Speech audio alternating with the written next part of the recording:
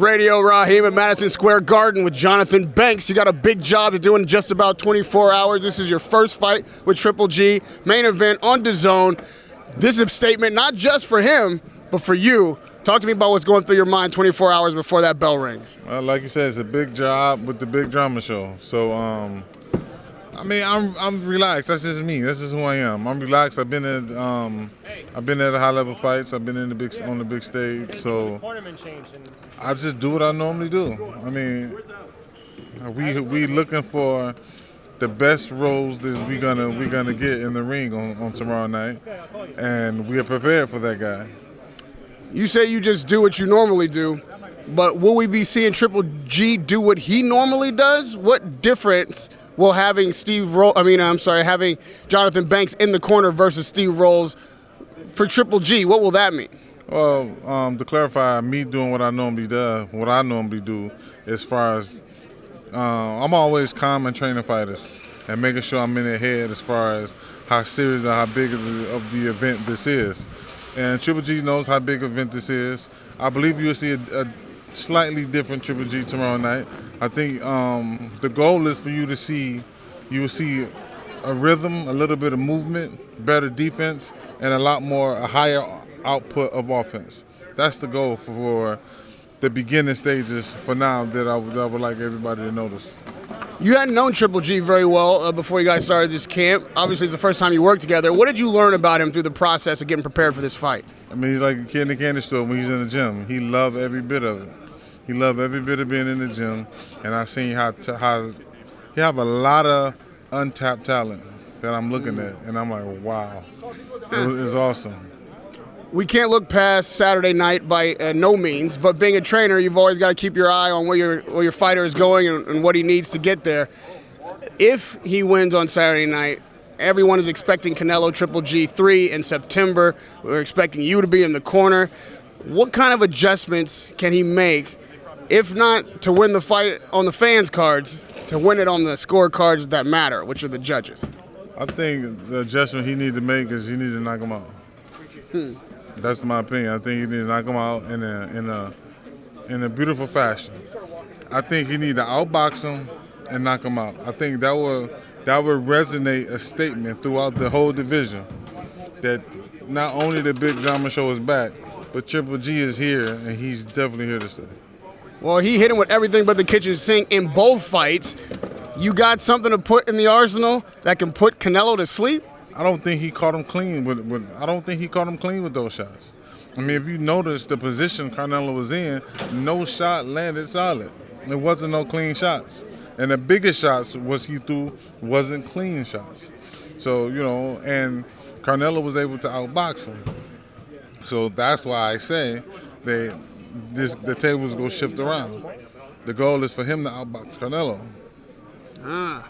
Well, last Saturday night, just about 6 days ago, right here where we stand, some super clean shots were landed, and a big upset hit the floor here at Madison Square Garden. Obviously, Anthony Joshua and Andy Ruiz is what I'm talking about. Did you watch that fight live? What did you think of what you were looking at? I was sitting here in the garden watching it. I was here, and I actually seen it coming. And I was telling G about it. Me and him was talking, and I said, "Watch this." I said, as soon as you catch him, it's going to hurt him. Watch, look at the position he's in. And I was surprised the fight was stopped in the order and the fashion that it was stopped in. But, I mean, this goes to show you, keep your eyes open when boxing is around because anything can happen. You say you were surprised by the stoppage. What surprised you about it? I like the fact, I figured Joshua was a guy who's going to get up regardless. He's going to keep getting up because he definitely have the heart of the champion. But when the referee looked at him, I don't know if the referee felt he said he didn't want to continue no more. I was shocked the referee waved it off. Because normally you would give a champion a little bit of a leeway to give him a bigger benefit of a doubt than you would give any type of contender of anything. You said the position that he was in let you know that the knockout was coming.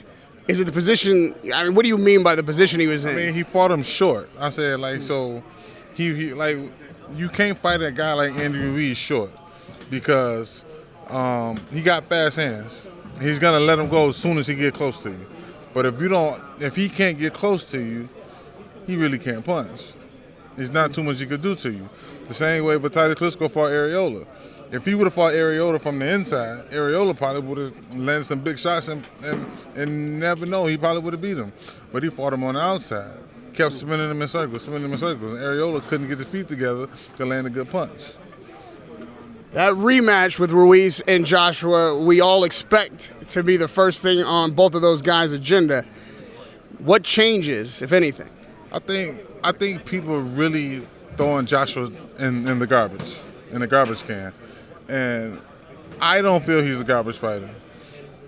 I feel that the fact that he's the gold medalist, let's give him a benefit of the doubt to say, okay, lesson learned. I had to learn the hard way, but lesson learned. When I get back up, now I'm about to go. Now I'm ready to fight. And I'm about to go finish it. I think it would be a totally different fight on the rematch. And there's one big fight that is already signed that we're expecting in just over a month from now. Thurman Pacquiao. A lot of words already exchanged from Keith Thurman. Pacquiao obviously has been done what he's done in the sport. How do you see that fight shaking out? Can the old Lion take down one more? You know, can he? It's possible. But if Keith, to me, this is my personal opinion. Okay, so don't shoot me for it. Yeah, would never. And, if Keith Thurman, because he always say he the champ, he the best in the welterweight division. This is what he said.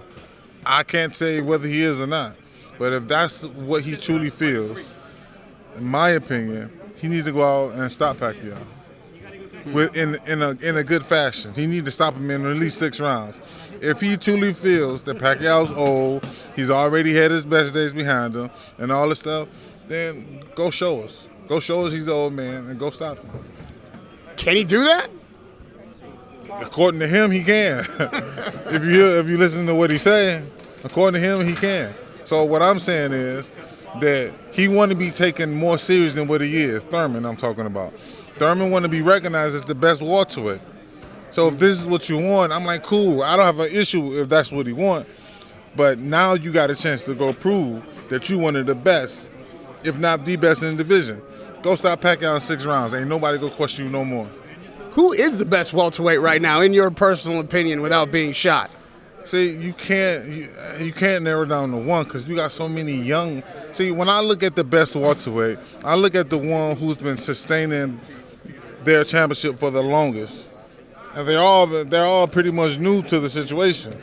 I think Terrence Crawford is is definitely top 2. Terrence Crawford is definitely top 2. And what's this kid Errol name? Spence? Errol Spence. Errol Spence is definitely top 2. You could tie them together, I think, but you gotta understand. I'm not saying all the rest of them are bad. I'm not saying that at all. But those 2 are shining more than the rest right now. They shine a little more than the rest. If you had to pick one, gun to your head, we're still not shooting you, but gun to your head, who's winning that fight? Well, I couldn't pick it because it all depends on how Crawford chooses to fight. Errol Spence. It depends on how Crawford chooses to fight Errol Spence. If Errol Spence go with the I'm bigger, so I'm gonna walk you down, and Crawford says, you know what, you ain't about to walk me down. He go fight him toe to toe. That's not gonna be good for Crawford. It's not gonna be good for him because Errol Spence is a little taller, shoulders a little broader, so he's gonna be punching down. It's more force that come down than it is when it goes up. So it's just different. It's all depending on, in my opinion, how Crawford fights Spence if they end up fighting. Well, how could Crawford fight Spence that is advantageous to him? You say he shouldn't be in a war, shouldn't go toe-to-toe. So what does he do? Just box him. So you think Crawford then is a better boxer than Spence? That's not saying who's better. That's not saying who's better. Right. But Crawford been doing it longer. Crawford got more experience in doing it. So that's what I'm saying. That's why I feel he can do it, because he got more experience doing it. I think Spence had a little problem with Garcia because of Garcia's movement. So if Crawford pick up on that and start moving a little bit more with Spence and giving him, all you got to do is cause 1 or 2 problems. For a guy like Crawford, he could take advantage of it for 12 rounds and probably end the fight in 10 rounds because he's that talented of a guy. You know, so, and if he catch Spence now, while he's still not as matured in the game as he will be in the next 5 years, he may be able to get upset.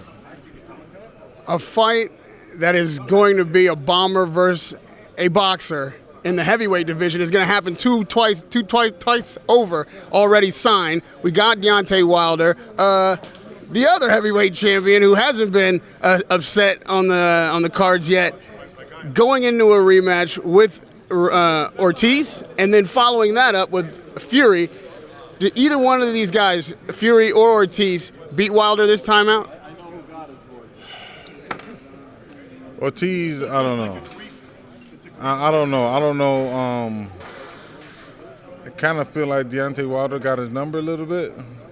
But again, I don't know. It all depends on, if you want to know the heart of Ortiz, this rematch with Wilder is going to tell it all. Because for a man to hurt you like he did, and you come back, if he's fighter, go back straight to him and fight him, then it's gonna show the type of heart he got to come from what he want. And Tyson Fury, I think Tyson Fury works on his little defensive moves, and he does pretty much the same thing he did the first fight. Did he win the first fight? According to the scorecards, he got a draw. Come on, according to your card, was that enough to win? Listen, everybody look at fights different, okay? A lot of people said, I talked to a lot of people, and they said Tyson Fury was winning the fight until he got knocked down in the 12th round. And I said, so what's the fight? I asked a guy, I said, was the fight even going into the 12th round? He said, no, it wasn't even at all. I said Tyson Fury won at least 4 straight rounds. I said, okay, so that one knockdown make up for 4 rounds. I said, it should. Right. That's street scoring. I'm like, wow. No, that's the judges scoring too. Yeah. That's not street scoring. That's the judges scoring too. Because a lot of the judges go off of the crowd and what they say and how they judge around. Again, I got nothing but love and respect for Deontay Wilder. I know his camp, I know his Coach Jay, and I'm a huge fan of Mark Breland. I got nothing negative to say about Wilder. Wilder did what he had to do. You know, especially, I think that 12th round was just an amazing. How Fury got up was amazing, and how Deontay Wilder got him down there was amazing. You know, but it was a close fight. It definitely was a close fight in the judges' eyes. It was a draw. They called it a draw. But I'm looking forward to the rematch. What can Wilder do to make those rounds go his way on the cards without having to get the 12th round knockdown and even it up, but actually win the rounds? He's starting to do it. If you've seen the fight with the last fight, Brazil, you've seen him come out. He's doing a little movement. He coming out first. He did about 8 jabs, bop, bop, bop. Then Brazil looked at him. He said, okay, boom, boom, and that was it. You know, he's starting to already do it. Deontay Wilder he's getting better. From the last fight to this fight, he's gotten better. In my opinion, he learned a whole lot when he fought Tyson Fury. Because that was the first true boxer he really been in there with and went 12 rounds with. He fought a warrior, a guy that went down, nobody thought he was going to get back up, he rose up, and he finished the fight. So I think Wilder learned a whole lot in that fight. Mm-hmm. And the next fight, to me, his legs was looking so much better, his speed was better, and I think if you let a guy like Wilder continue to get better with that punching power. Exactly. We learned a whole lot about Johnathon Banks in this interview. If you didn't know, you know now that this man knows boxing. He's a scientist. He is a professional trainer who has his hand on Triple G this Saturday night at Madison Square Garden in the corner. Can't wait to see you work. Thank you. Good luck against Steve Rolls. Radio Rahim with Johnathon Banks. Don't forget, I'm a big fan of Radio Rahim.